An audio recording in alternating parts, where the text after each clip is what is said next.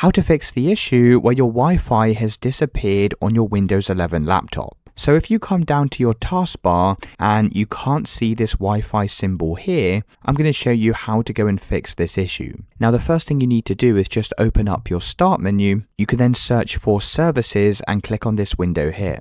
Now scroll down to the very bottom of the page and you should see a service called WLAN Auto Config. Go and double click on this. Make sure the startup type is set to automatic and also make sure the service status is running. You can do that by clicking this start button and then press apply and OK. You then need to right click on the service and click on restart. Once you've done this, open back up the start menu, search for device manager and click on this window here. Now click on the drop down arrow next to network adapters and you should be able to see your Wi-Fi card from this list. So it should have Wi-Fi in the name like you see here. Just go in, right click on this and click on disable device. You can then press yes. And now we just need to re-enable this by right clicking again and selecting enable device. Now if you don't see your Wi-Fi adapter in this list, you can always click on view and select show hidden devices and you should be able to see it from here. Now if it's still not working, go and open up the start menu, search for control panel and click on this window.